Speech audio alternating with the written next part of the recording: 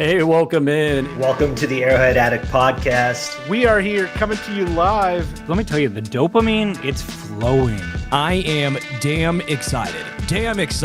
We are so excited to be joining you guys tonight. Oh! Well, how you doing, man? Patrick. Will, Sterling. Yeah. Super Bowl champion, two-time Pro Bowler, and Trent Green. Trent Green, how you doing? Hey, what's going on, guys?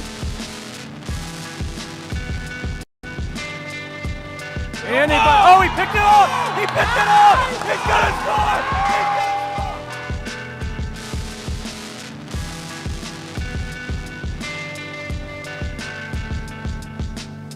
And we'll see you next week. But until then, as always, go Chiefs.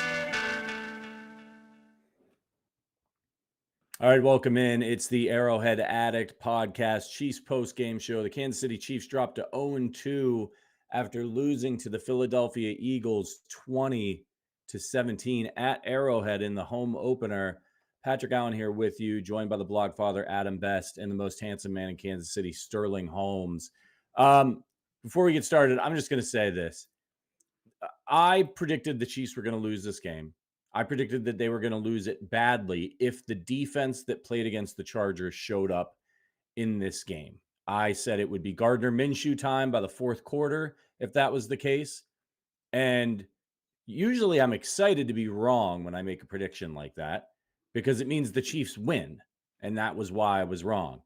I was wrong about the Chiefs defense in this one. They held this Philadelphia Eagles team with Devonta Smith and A.J. Brown and Saquon Barkley and Jalen Hurts to 216 total yards. And the Chiefs lost this game, and they lost it because of three people. Kingdom enemy number one, Andy Reid, for the most boneheaded fourth down decision, perhaps of his entire career. Unnecessary at the start of the second half in a game that was tied where he gifted the Eagles 3 points. Kingdom enemy number two, Travis Kelce, catch the ball. Kingdom enemy number three, Harrison Butker, got to make your kicks. It's hard to blame Butker. He's amazing, but that's why they lost the game. That's why they lost the game. Come on, dude. That's absurd. I put that on Make Andy your Reid, kicks. too. Hey, you get paid millions of dollars. Make your kicks. That's why they lost the game. A 59-yarder is why that Patrick. That's asinine. He's number 3 on the list. He's number 3 on the list. This is a guy that he makes clutch kicks all the time. Nobody gets off the hook. Everybody has to do their job. But I'm not saying it's all fully on him. You got to make your kicks. But let's not distract from the fact that he's number 3 on the list. Let me chime in here. That was also Andy Reid. That was also Andy Reid because Andy Reid called a draw on 3rd and 16. And he said, I'm going to trust Harrison Butker from 58 or whatever it is, instead of allowing the planet's best player to go out there and make a play on 3rd and 16. That's how the Eagles play football. They hand off to Saquon Barkley on 3rd and 16. It should be how the Kansas City Chiefs play football. And even if Mahomes scrambling would have put Harrison Butker in a better position to even kick that field goal. So it was just absolute cowardice by Andy Reid on that terrible game for Andy. Terrible game for Andy. That was one of those situations, and we'll get into the. I see it, and I was angry and yelling. I've been tweeting about it, and we'll talk about it at some point. The false starts and the illegal alignment for the tush push. We'll talk about that. But end of the day, if Kelce catches that ball, Chiefs win. Right? I mean, that's first and foremost. If Kelce catches that ball, I understand no one's going to be more upset than he is at this moment. I understand. Shout out Josh Simmons for chasing down, getting up to 18 miles an hour and getting a cornerback knocked out of bounds. Josh Simmons deserves a lot of credit for that. Andy just felt like this felt like old Eagles Andy Reid. This felt like, well, the guy I'm going up against goes for it on 4th and 1. He picks it up in his own, on his own 40. So I should do that. Well, it's a different team. You don't run the tush push. You're not good picking up these short yardage situations. Why are you doing it? It felt like desperation from Andy Reid to start the second half. That's what it came down to. I have no issue with the onside kick. I would have done the onside kick as well. You have no timeouts left, right? There was no timeouts. First down ends it. I get that aspect of it. I was totally okay with the onside kick. That did nothing to change my view of him that game. It just felt like Andy Reid got out-coached, and it's embarrassing because I think Steve Spagnuolo may have been the best coach on either sideline this game. Steve Spagnuolo drew you up an A-plus game plan in a game where there was zero pressure from his front four, and he goes, all right, well, either we get picked apart or I'm going to send the house for everyone. And he sent the house and just confused the hell out of Jalen Hurts. Because if we're being real, that front four was doing nothing. Nothing. The only really sack they got was Omar Norman-Lott, who laid out Jalen Hurts. But that was after, 5 seconds? I liked it. It was great, but it wasn't like he won quick and was just rushing 4 guys. I think Spagnuolo called an A-plus game, and that's what makes this loss hurt worse. Because all Andy had to do was call a C game, and they win this. All Travis Kelce has to do is catch the ball. They probably win this. I'm not going to get on Butker too hard for missing a 40 or 59-yarder when he also made a 55-yarder in this game. I feel like going 1 for 2 on those is pretty accurate as far as NFL kickers. But, man, Chris Jones, Travis Kelce, and quite frankly, Mahomes didn't have his best game throwing either. He was electric on the ground in the first half. But he also missed Tyquan Thornton by a lot, right? We've seen Patrick make better throws. Offensive line didn't do him a ton of favors, but I think there's a lot of blame to go around for the big honchos of the Kansas City Chiefs. It's Absolutely frustrating. Go ahead, Adam. I had the same thought as Sterling has. Chris Jones and Travis Kelce have essentially cost the Chiefs 2 games. Last week, it was Travis Kelce running into Xavier Worthy early on that kind of neutered the offense into the version we're seeing now. And this week, it's just the untimely drop in a clutch moment, which you just can't afford. I mean, I agree with Sterling. They would have won that game if he squeezes the football there and gets a touchdown. And then Chris Jones just not generating any pressure. Those 2 guys are getting paid $50 million, right? And without Xavier Worthy and without Rashee Rice, we need them to be stars more than ever. And they've just been disappearing. And the other big takeaway from this game is just watching the environment Jalen Hurts gets to operate in versus the environment Patrick Mahomes is stuck with is infuriating. Patrick Mahomes looks like he's out there with Shane Falco's squad from the replacements. Meanwhile, I mean, Jalen Hurts is basically on an all-pro team. And he's got so many easy buttons. He's got the tush push easy button. He's got hand it off to Saquon. He's got fuck it. Devontae Smith or AJ Brown is down there somewhere. That was an arm punt to Devontae Smith. Jalen Hurts was like 1% responsible for that catch against Trent McDuffie. By the way, Trent McDuffie also, you can't allow an arm punt to be fielded like that. Yeah. You're muted, Patrick. I know you're mad, but you're muted. I am. I'm furious. It was a disgusting game all around. But I'm mad at Andy. That 4th down decision, it was like that's shit I do when I'm playing Madden, and I'm annoyed that I didn't get the 1st down and at the game, and I don't care because it's a video game. So I'm like, I don't care. I'm on my 15 or whatever. I'm going for it on 4th down. And that's what it felt like. It felt to me like Andy was just frustrated. They lost the Super Bowl. He really wanted to win this game. The offense wasn't moving the football. In his job, I mentioned Butker, and I might be being hard on him, but it's because they don't have a margin for error, right? And with this offense, the way that it is right now with the injuries, they don't have a margin for error. And so Andy, the players are going to miss, right? Mahomes is going to have a bad throw. Someone's going to miss a block. People are going to get penalties. They're out there on the field in the trenches. Andy's job is to prepare them and to mitigate. Like he has no excuse for getting in the way, whereas the players are out there on the field. So for him to make that call, he hung them out to dry. And his job is to have a feel for the game and to understand where his offense is, how his defense is playing, and make the right decision to put the team in the best position to win. And he'll say it after the game, I'm sure. But he had to know in that situation, it wasn't like his defense was getting torched. They were playing really well. The offense also was not playing well. So don't go for it on fourth down. Just punt the ball, play field position, and let your defense keep you in the game. And then he's got to stop calling timeouts when other teams have the ball at the end of the half and they're trying to go down and score and giving them free clock stoppages. Again, and I think anybody who's watched this podcast for a long time knows that me and Adam and Sterling, we're all team aggressive. Like, we like going for it on fourth down. We want the Chiefs to be aggressive, but there's a limit. When you have prime Tyreek Hill and prime Travis Kelce, and you could score at will, and 30 seconds was an eternity, fine, call the timeout. But when you've got AARP Travis Kelce out there and Tyreek Hill is in South Beach, who's going to get you down the field in 30 seconds, Andy? Nico or Mihio? Like, what are you doing?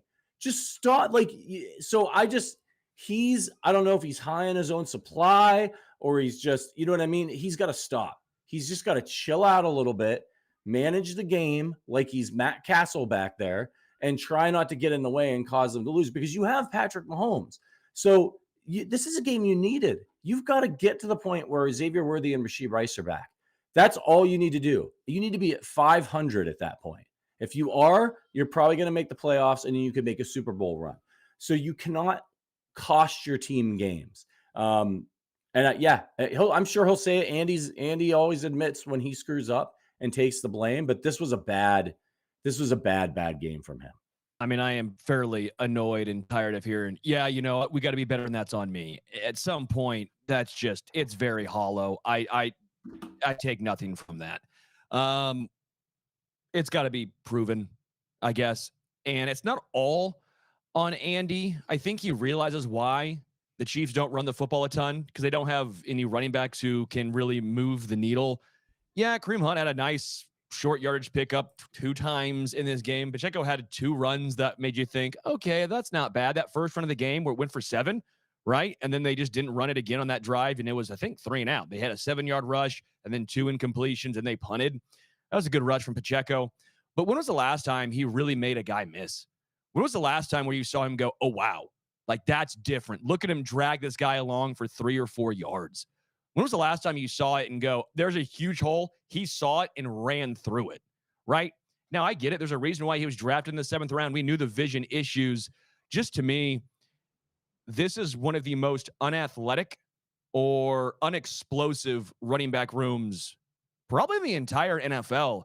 They drafted Rashard Smith for a reason. We didn't really see him get involved much in this game, if at all. I know they tried to get him out on that flat route in the first half, and he got, I believe, just pretty much thrown around by Zach Bond. I think that's who was on him. It's just, it's multifaceted, right? It's Andy going, well, we'll try and run. And then when they do run, it's ineffective. So they go, well, why would we keep trying to run when we can't get any yards doing it? It's hard. And I know people want to blame Matt Nagy. And at some point, if you're the OC, whether it's your fault or not, there's some blame that comes down on you. That's the part of the job. You're going to be the first one fired. It's like hitting coach in baseball. It might not be your fault that the guys aren't hitting. You might have a good philosophy, but maybe they aren't listening. Maybe there's a disconnect here. And almost always, that guy is the first dude gone. A lot of times in the NFL, it's the OC. That's the first dude gone. I don't know how many more times we have to keep talking about energy or lack of creativity. And I get it. I don't think it's all on Matt Nagy. I think it's slightly unfair. But at some point, that's been the constant since the offense has had this massive drop-off. We got to have the conversation.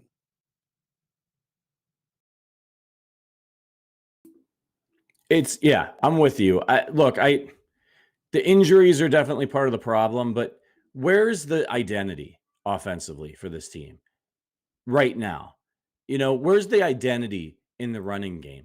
What is the thinking behind, let's give 7 carries or 8 carries to Kareem Hunt and 10 carries to Isaiah Pacheco and then 1 carry to Rashard Smith? Like, it's not working. Kareem Hunt, he's the fact that he's out playing Pacheco right now, as old as he is disturbing, right? So, but then that he also has this lack of explosion. So I would just give the ball to Rashard Smith. I mean, the Cleveland Browns pulled Quinshon Judkins off the couch today and gave him more carries than any of these guys got. I think he got at least 10 carries in Cleveland. He wasn't in training camp. He wasn't there since one of the spring practices, and I know that he was a high pick and Brashard Smith was a 7th round pick. So, I get it, but like, you need some juice, man. You're not getting it from Isaiah Pacheco. He can't he averaged 2 yards a carry. Kareem Hunt doesn't have the juice anymore.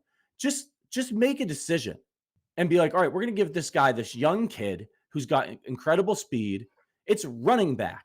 He doesn't need to be Albert Einstein back there to play in this offense. Tell him which way to run and hand him the football and see if he can give you a little bit of juice. Give him 15 carries and see what happens. Because you know what isn't working? Kareem Hunt and Isaiah Pacheco. Give yourself a chance. Don't be afraid to play these young guys. I'm losing hope in the running back room.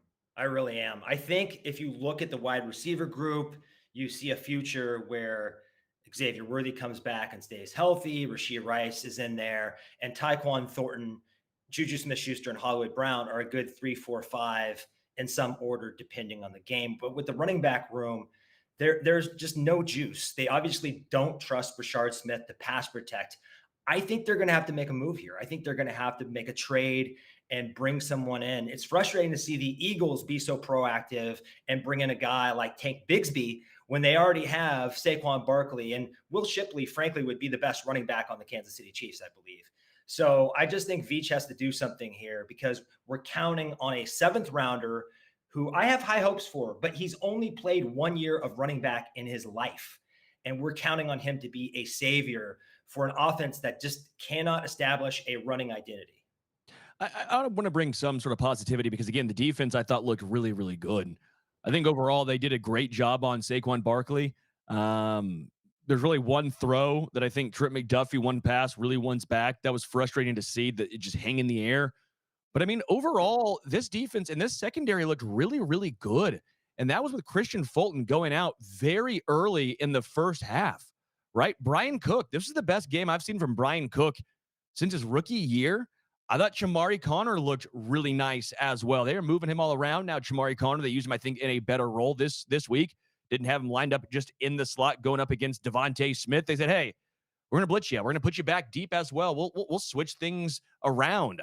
I thought the secondary looked really good. Jalen Watson had himself a nice game. I thought Noah Williams, the smattering of snaps that Noah Williams got him excited to see what the snap count and breakdown was for him. I mean, he went one-on-one with Devontae Smith at one point and was great. The one where he went one-on-one with A.J. Brown a little earlier in the game, I thought he could have got called with PI. He looked a little lost and maybe got away with a little luckiness involved on that particular play. I think the ref thought maybe the ball was batted, which at that point you're allowed to do that. So not completely on him, but he went one-on-one with Devontae step for step and looked great. So I thought Noah Williams flashed a little. So again, I don't want to be all negative because I did think the secondary in particular, after how bad they looked against the Chargers, man, we thought, oh, this is going to be a long year. I thought Spags called a great game, and that secondary gave me at least a little bit of positivity. I think that's a great point. They looked much, much better. I mean, defensively, I don't understand it. The Eagles have so many weapons. I'm in a text thread with Adam in a fantasy football league, and I said during the game, like, can you imagine if Mahomes had A.J. Brown and Devonta Smith and healthy Dallas Goedert and Saquon Barkley? Like, the Chiefs would score 100 points a game. But this game, they shut everybody down pretty much. I mean, Devonta Smith had the big catch, but like A.J. Brown, 5 catches for 27 yards. Saquon Barkley, 22 for 88. That's fantastic. If you can withstand Saquon Barkley getting over 20 carries and he doesn't get 100 yards, that is a massive, massive win. And they shut down Jalen Hurts. He had 9 carries for 15 yards. I was the most worried about him because I just wasn't sure the Chiefs had the athleticism to keep him in the pocket, and they did. And he had 101 yards passing. Like, if I told you before this game, Hurts was going to have 101 yards passing, Barkley was going to have 88 yards on the ground, and the leading receiver would be Devontae Smith with 53 yards, you'd have been throwing a parade. You'd have thought we were going to win the game. So the Chiefs have major offensive problems. The defense, I'm glad we've got Spags. It'll come together because it always does. But boy, do they need Worthy back, and they need Rashee Rice because it ain't working, man, with the guys they got. Like Kelsey just, he doesn't have the it factor that he used to have, and he'll be fine once they get Rice back. I'm excited about it once they get Rice back, but right now, woof, they may need to consider trading for somebody like a running back, a receiver. I don't care, anybody. Yeah. I thought Spags had a great game plan, and he really learned from the previous 2 outings where I thought he was too conservative. The Eagles kind of played into his hands a little bit with all those condensed formations, which really allows Spags to do what he wants to do, blitzing Chamari Connor and the other cornerbacks. So I thought that was wise, but he only blitzed Jalen Hurts 2 times in the Super Bowl, and one of those blitzes was an interception. So he had the right mindset coming in here today, and the turnaround from defending Ladd McConkey is a really good player, but that group of receivers and skill player weapons that the Chargers have isn't on the same planet as what the Eagles have. And they played better today, despite losing one of their starting corners, first 5 or 10 minutes. So I thought they really did a great job. A couple super chats to get to. One from Jesus Perez. It's not time to panic, guys. They need X and Rice. I'm with you. I don't think panic's the right word, but there's definitely some alarm bells going off with Rice and X back. Yeah, I think we'll see a better offense, but it's still not been grand as of yet. Edric, appreciate your super chat as well. Not to pile on the doomers, but legitimately, what is our record when Rice returns? We'd be lucky to be 500 at this point. Yeah, I mean, if you're 3-3, I think you're okay. End of the day, you go 12-5, 11-6. I know the Chiefs went 15-2 last year, and expectations are going to be high. But I thought this is a 13-4 and a 12-5-ish team, and that's with me thinking Xavier Worthy wasn't going to miss any games. We knew about Rashee Rice. We knew the record was probably taking a step back, even if the team looked better overall. Yeah, I think 3-3 is a realistic viewpoint at that time. Also, what do we think about the offensive line? Because I've seen such differing viewpoints from fans, from media, from the X. Feels like some people at the offensive line did a really nice job and some did a absolutely brutal job. I think I'm somewhere in between, but where are you guys at? Yeah, let's take it off of Jeremy's super chat. I don't know if you got to that one, Sterling. Ring of Honor member, great friend of the show, Jeremy, said, how many penalties before JT gets to have a seat and they let Moore try his luck? I said it last week. The clip from it went viral on the internet. It's got millions of views of saying I'm done with Jawan Taylor and that every time he gets a penalty, he should have to come off the field and do push-ups. But what do you think, Adam? Is the line playing well? Are you happy with the way that they're playing right now? And what do you want to see moving forward?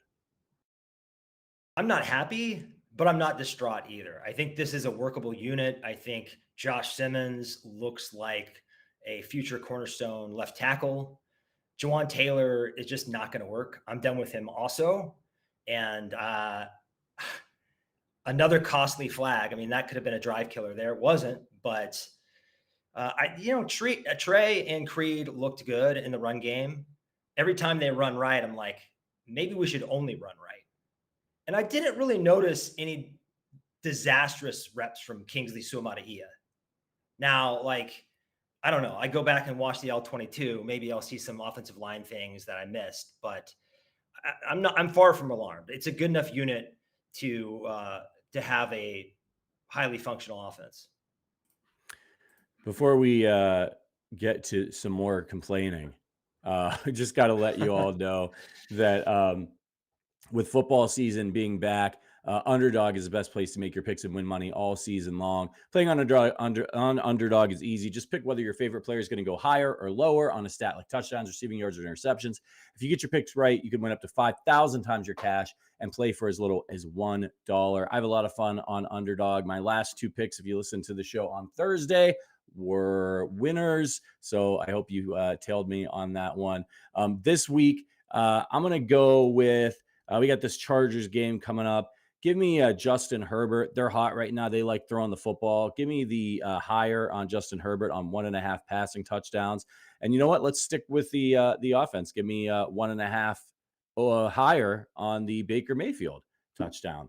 So check out Underdog. Just download the app, sign up with our promo code Arrowhead Addict, and you will score $50 in bonus funds when you place your first $5.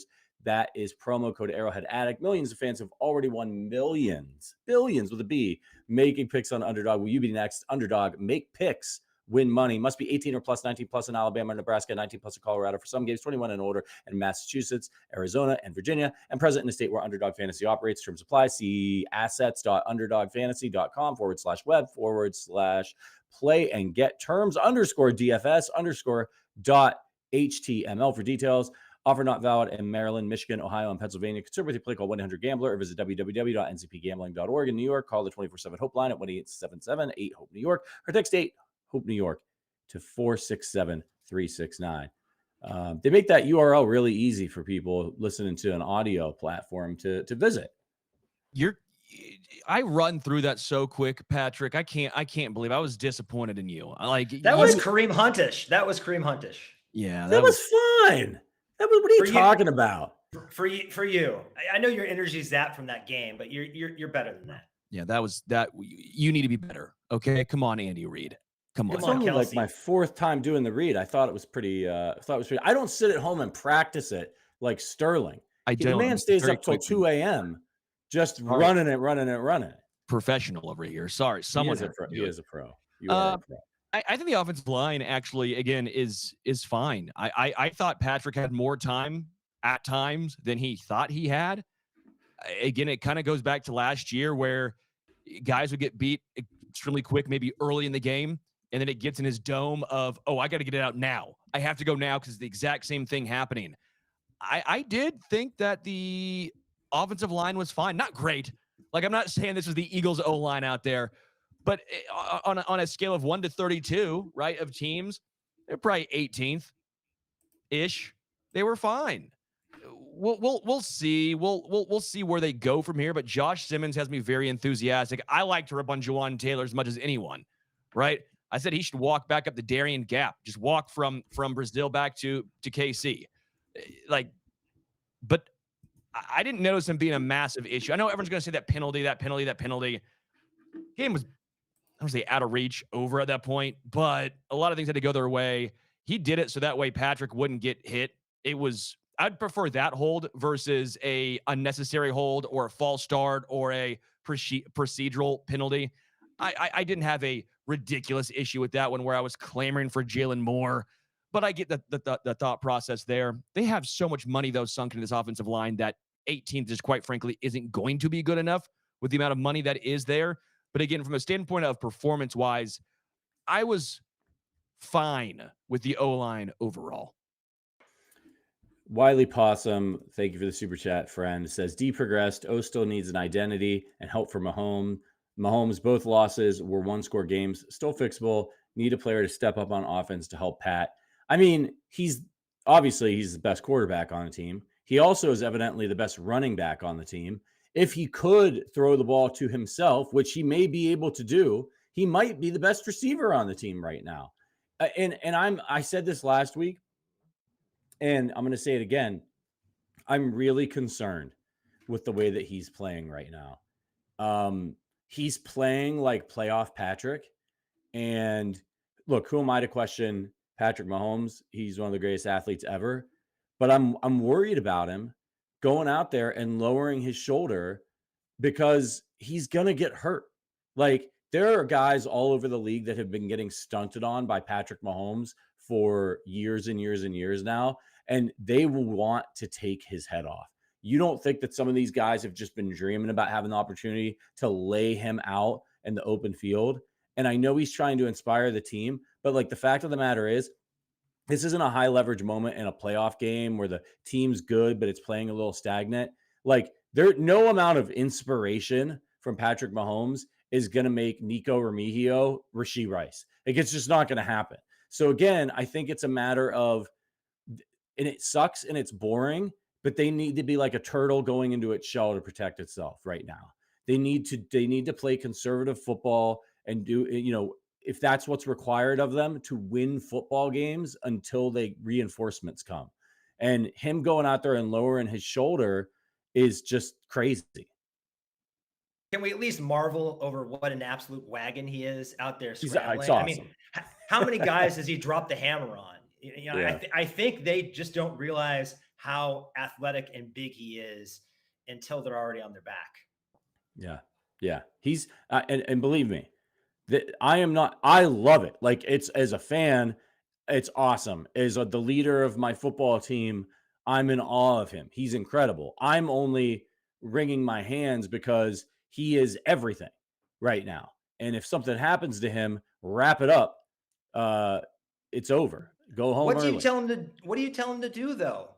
The other team's getting okay, I understand it, but in terms of him rushing more, I mean, what are his other options? Stay back there and get sacked? I don't have a problem with him rushing. It's just the taking contact.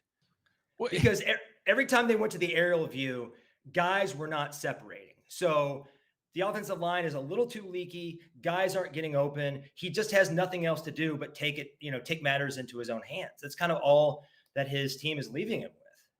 I see this from Rhett, and this is such a hilarious, phenomenal, sad, disappointing point. Rhett, thank you for the super chat. Says, Mahomes can run around and take hits on scrambles, but can't sneak it on short yardage.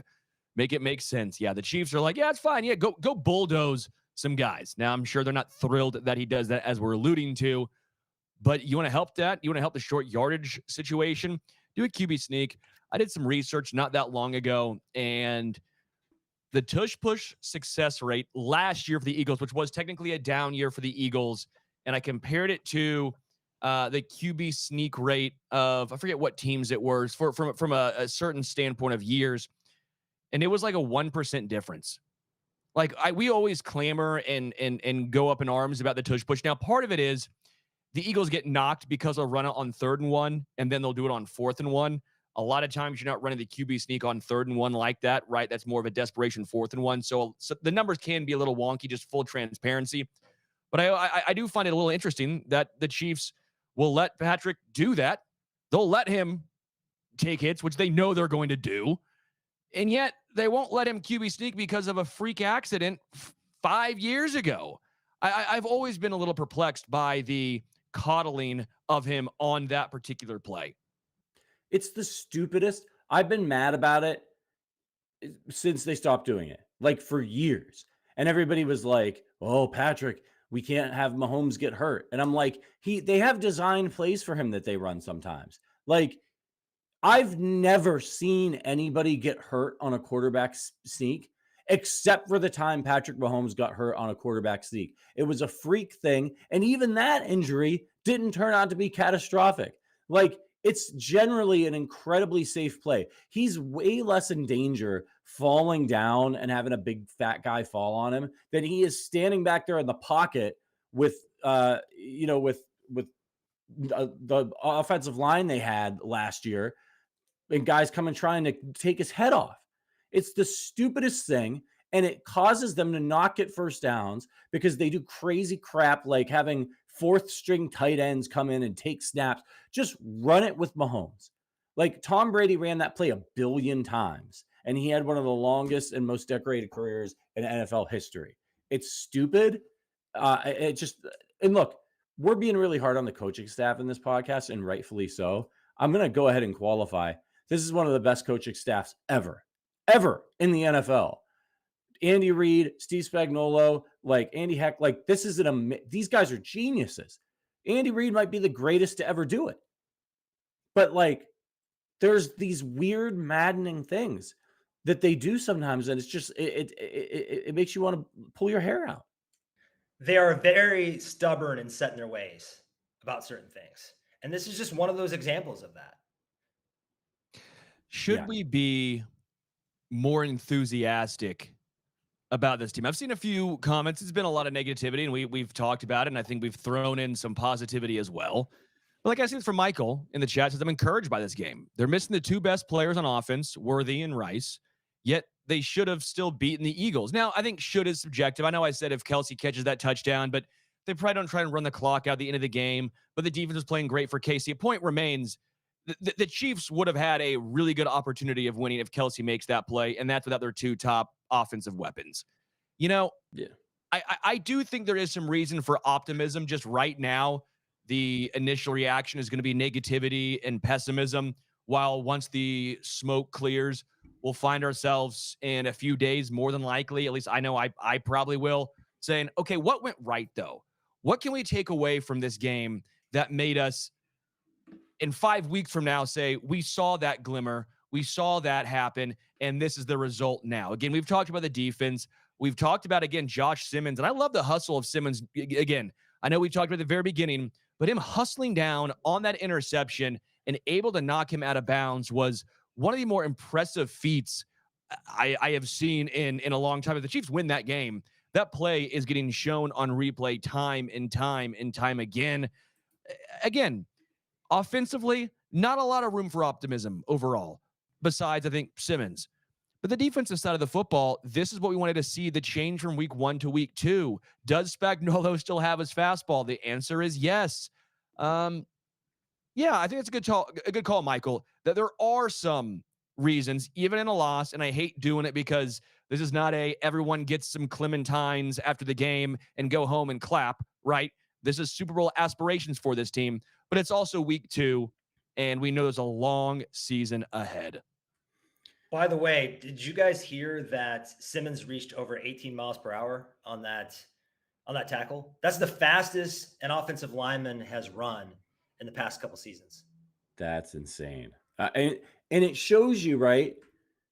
Having young athletic players makes a difference. And you've got to draft well. And it's okay to put some of these guys out there, which is why I'm pro Bashard Smith, because I just think even if he's inexperienced, he has enough athletic ability that he can maybe make something happen. I mean, we've seen it, right? We've seen guys like, McCole Hardman in this Andy Reid system who maybe aren't great players at their position could still make a big impact here and there, but you've got to try it. You've got to put them on the field.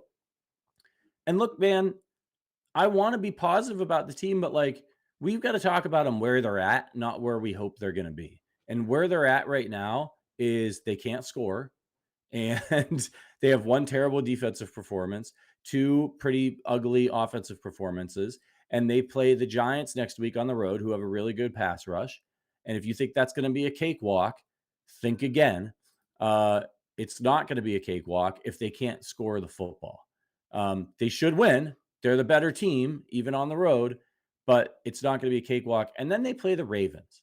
So margin for error is 0.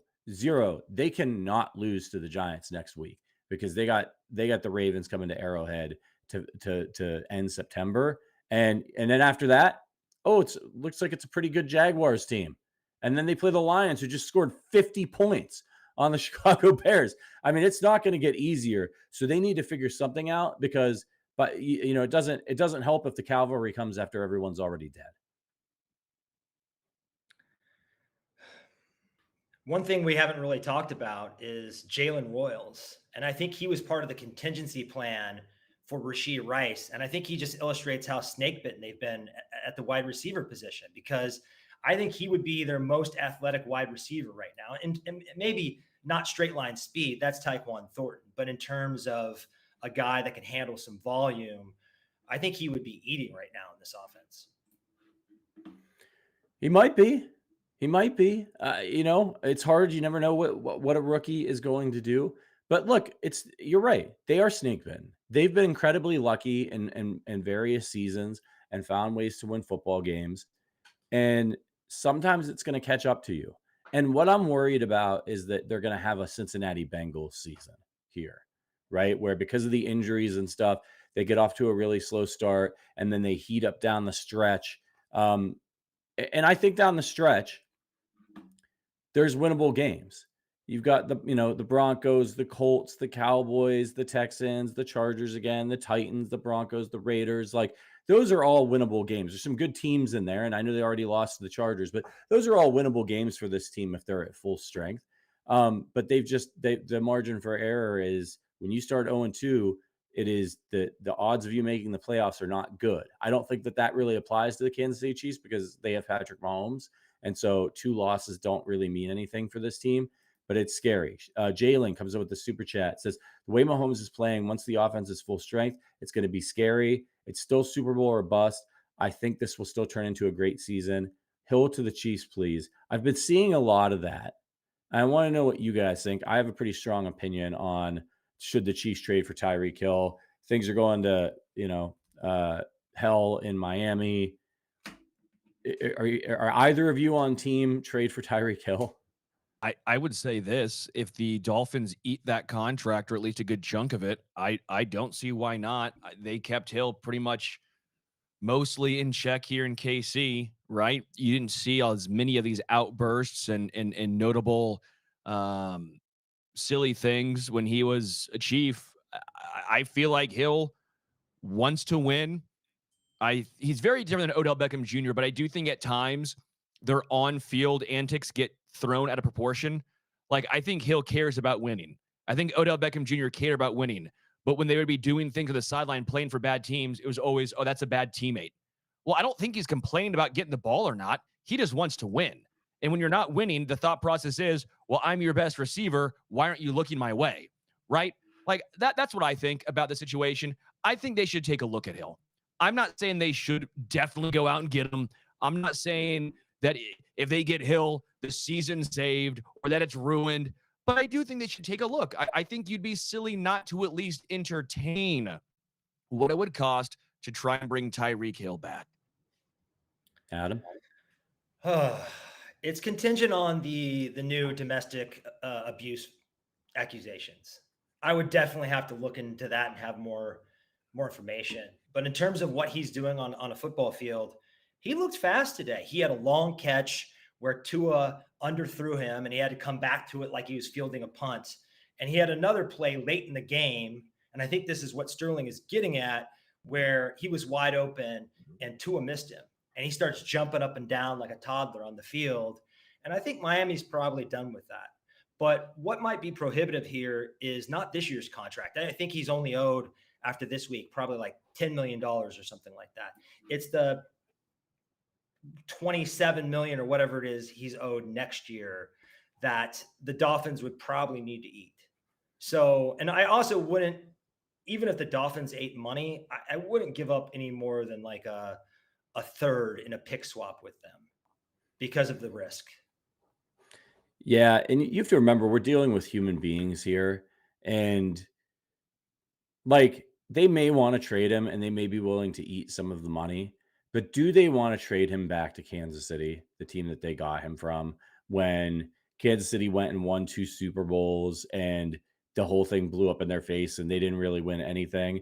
I think if, maybe if the Chiefs have the best offer, but they very well may just be like, we're not trading him back to Kansas City. We already look like clowns. We're going to look like even bigger clowns if we trade him back for pennies on the dollar after what we gave up to get him. And they won 2 Super Bowls. So, and if he seriously ends up on the market, you're going to have teams like, why wouldn't the Buffalo Bills try to get Tyreek Hill? Why wouldn't the Baltimore Ravens take a hard look at Tyreek Hill? Like, if he becomes available, there are teams beyond Kansas City who are going to try to vie for his services.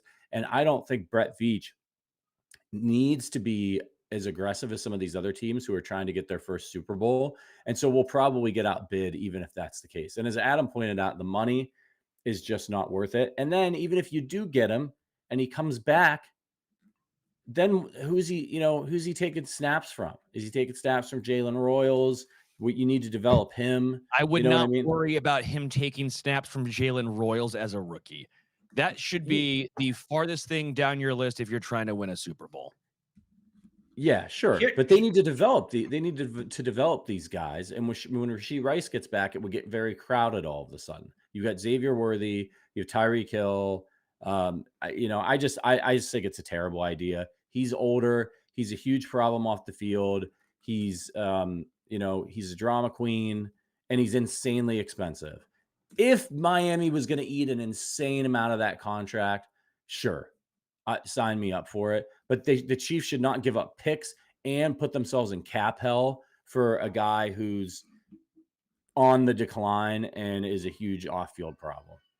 And from Miami's perspective, they can just cut him by eating $15.5 million in dead cap next year in what's probably going to be a restart or a reboot for them. And at that point, you get a pretty good comp pick if someone throws a nice deal at Tyreek Hill, which I think would happen. So sending him back to the Chiefs, I think you're totally right. They're going to have a lot of egg on their face if they do that. And I don't think their owner is going to want to do that. This is a pretty interesting stat from Sam McDowell. The Eagles totaled 216 yards. 216 yards if you're going to show how good the defense was. Now they had a couple of short fields, obviously, right? In the final drive, who knows what would have happened, right? You never know. But 216 yards. The Chiefs have only lost once since 2009 when allowing fewer than 220 yards. Christmas Day 2023 against the Raiders. So again, that just goes to show you, at least in my opinion, how good the Chiefs defense was against an Eagles offense that, yes, I will point out, with a new OC, they are trying to get their footing. I don't think the Eagles played their best game either, by the way, right? If we're going to be fair, fair is fair. But I do think that's a good look for the Chiefs defense of what they did in this one. Only 216 yards against. Yeah, and they're going to need to play a similar style when they play the Baltimore Ravens. They're going to have to deal with Derrick Henry. They're going to have to deal with Lamar Jackson and the threat of the run. So it's going to be a similar type of game because of the offensive personnel similarities between these two teams. So that's encouraging because that's a game that they can manage to take care of business against the Giants and steal that one at home against a really good Ravens team, which is powerful and explosive, but they're not perfect. They struggled at times with the Browns today before they finally pulled away. They're not infallible or unstoppable. So if the Chiefs play a good game, they can get a win. Shout out to James Palmer for the stat on the 0-2 teams on Twitter. 12.2% of teams have started 0-2 since 1990 and made the playoffs. 35 out of 288. My recommendation to you is to not watch any sports talk this week because it's going to like, if you're already mad and like the Chiefs are driving you insane, the last thing that you want to hear is like Bart Scott talking about this Chiefs team. You might just walk into traffic or something. So just take care of yourself this week and enjoy your week and watch old Super Bowl tapes. You know, like there's a long way to go in this season. They still have Patrick Mahomes. It's going to be okay. They're going to make the playoffs unless there's some sort of catastrophic injury. I really, truly believe that. What I do find so funny, and we heard Rob Gronkowski even the other day talk about this, which makes it even funnier. How many times did we say the Patriots dynasty was over and it was ending? And even as Chiefs fans, I think we can raise our hand and say we were part of the reason at times that it started, because remember when Kareem Hunt, his rookie year, went off and opening day beat the Patriots decidedly, and everyone goes, well, look at that. That's it. Patriots dynasty's over. I mean, that was like 9 different times the Patriots dynasty ended, only for them to rise from the ashes like a phoenix.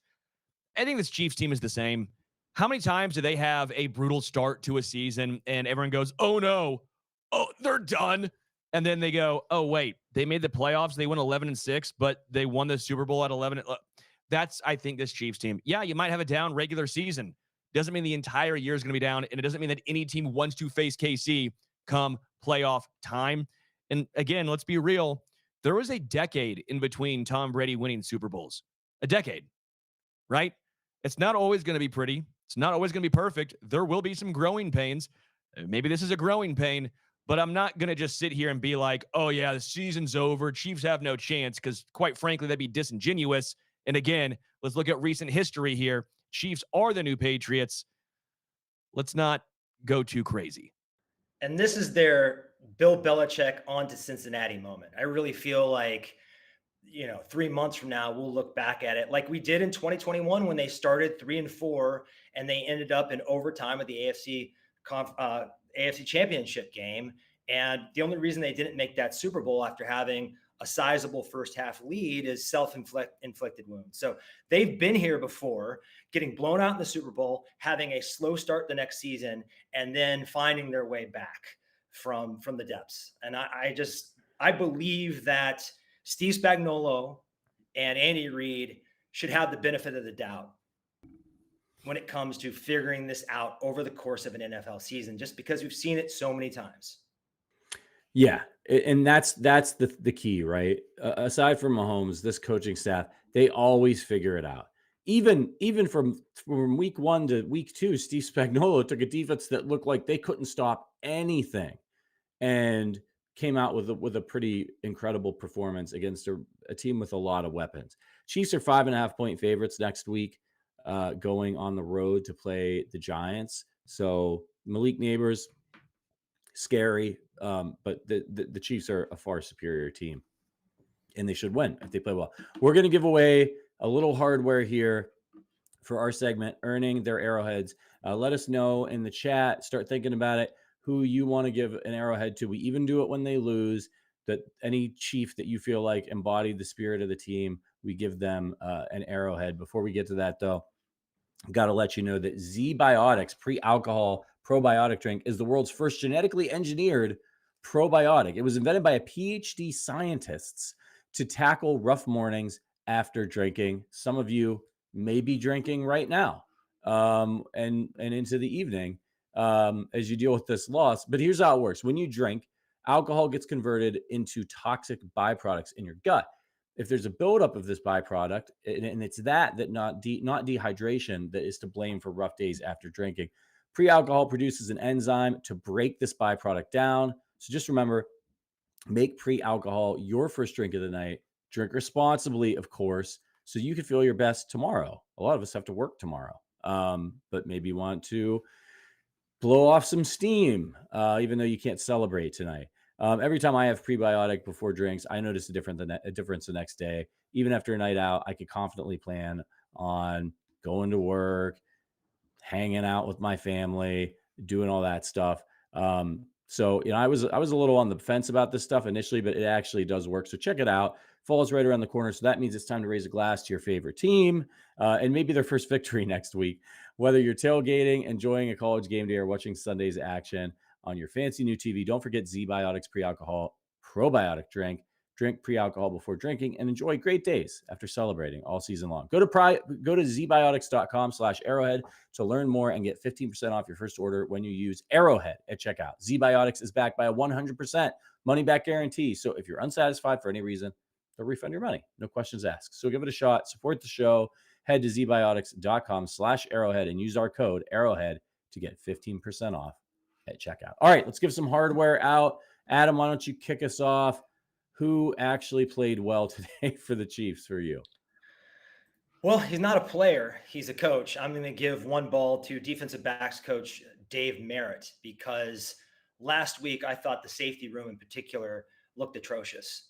And I didn't see Brian Cook and Jaden Hicks and Shamari Connor getting picked on today at all. In fact, I thought they played pretty well. And the corners, I thought Jalen Watson had an awesome game. Just the entire secondary. And we hadn't mentioned Dave Merritt's name yet, so hat tip to him. On the offensive side of the ball, I'm going to give one to Tyquan Thornton, because Tyquan Thornton is the only thing saving us right now from having to watch maybe the most horizontal, boring offense in the NFL. And he's kind of a one-trick pony, but unlike MVS, he comes down with the ball if you put it in his vicinity. I know he had that one where he didn't, but that would have been a really tough catch. Actually, a couple of those would have been a really tough catch. So I think he is going to be like better Justin Watson for the Chiefs this year. I'm excited about Thornton, man. I mean, there's some trust there. He keeps getting open. I'm sure teams will adjust a little bit to what they're doing. But when Rashee Rice comes back and they've got Xavier Worthy, it's going to be there for he's going to get one-on-one coverage. he's going to keep him honest at least. You know what I mean? Yeah, 100%. Sterling, what about you? Yeah, offensively, Josh Simmons for being a freak of nature and just being absurd. That would be terrifying. If you watch that guy run towards you, let's get him on a poll. I don't know how we were going to do this as him being a left tackle. We saw Willie Rove do it back in the day, right? For the Chiefs. Get him out into space. Get Simmons out in space and just terrify some poor defensive back, because that was impressive athleticism. And then defensively, I'll go Brian Cook. That dude needs some love. We've wondered, at least I have, since what happened since he was a rookie. Like, we're like, Brian Cook looks like the next really good, great, bordering on great safety here in KC. And then injuries happened and he never looked the same. This looked like a vintage Brian Cook game. I was very impressed with him. So defensively, hat tip to you, Brian Cook. This looks like a vintage Brian Cook. Quick question for you guys. Who would you rather have run you down on the sideline? DK Metcalf, remember when he ran down Budda Baker, or Josh Simmons? DK Metcalf. Like, DK Metcalf is terrifying, but like Josh Simmons, the way he tackled that dude, he threw his whole body at him. Oh my God. Like, that would be a terrifying sight to see. What about you, Sterling? Man, neither. I ain't moving after I get tackled by either of them. Bones being broke. I'll say, I guess DK Metcalf. Both are going to catch me. I don't think I'm outrunning either one of those guys. You're probably talking about a 5 mile per hour difference, but if Josh Simmons falls on top of you, I mean, there go your collarbones or something. Yeah, it's over. You got to think about the velocity. Yeah, DK might be running faster, but what about this is like Simmons is like a wrecking ball coming at you. It might be coming slower, but it's going to hurt more, I think. For me, Arrowheads, I'm giving one to Patrick Mahomes. Once again, it's usually obvious and we don't give him one, but he played his ass off. He was the offense today. He was inspiring. 7 carries for 66 yards on the ground. Bad throw when he missed Thornton. I mean, he was wide open. It was a wild throw. He was off his back foot, but he made good on it and got the touchdown anyway later. So, he's probably so damn surprised to see anybody open that he put a little extra mustard on it. But yeah, got to give it to Mahomes on the offensive side of the ball. And then on defense, I'm going to give it to Omar Norman-Lott. He got his sack. That was an awesome highlight play. I mean, imagine just a few months ago, you're playing college ball, and now here you are playing for the Kansas City Chiefs, sacking Jalen Hurts, defending Super Bowl champion. And that was just great awareness by him as well. He hadn't beat his man. He had space, and he saw Hurts take off and used his man as a diversion, and just Hurts never saw him coming. It was a great move by him, and I hope we see more and more of that athleticism as the season goes on. All right, everybody, we are going to get out of here. Look, it's a bummer. I hope this podcast was a little bit therapeutic for you, but I'm serious. Don't watch any sports talk this week unless you're the only sports talk you need is the Arrowhead Addict podcast and Sterling on 810 Sports. That's it, because you're going to get sane, rational Chiefs talk. Stay away from the 4-letter network. It's not there to help you. It's only going to make you more angry and frustrated. And why ruin your week when it's already going to get off to such a bad start because the Chiefs are 0-2? Remember the good times. This is not the end of anything. It's just a rough patch. And we've hit those before and found ourselves back in the AFC Championship game. So don't be surprised if that happens again. Shout out to Brandon for the super chat. This is the silliest GYATT game ever. For real. What's that? Do you guys know what that means? Gyat? I don't know what that means. Is it Gen Z slang? It is. It's slang for apparently an exclamation of surprise or admiration for an attractively large or curvy posterior. Ah, so ass. Yes, this is the silliest ass game ever. Yeah, for real. Agreed. All It right, is everybody. a very extremely large posterior game. I would concur with that. Agreed. You would almost say it's 2 scoops of Gyat. if I can borrow your own catchphrase. All right, everybody. Thank you so much for joining us. We appreciate you. Thanks to everybody on YouTube. Do us a solid. Make sure you're subscribed so that you get notified when we go live, which we do multiple times a week. And hit that like button on your way out. Thank you to our members as well. You guys are amazing. We were in the Discord chopping it up during the game, which is private for members. We have a fantasy football league. If you want to become part of the Arrowhead Addict community, check out the link in the description. It's a great way to support the show and meet other like-minded, furious Chiefs fans. We'll see you guys. We'll be back on Monday with our regular slate of shows. But until then, as always, go Chiefs.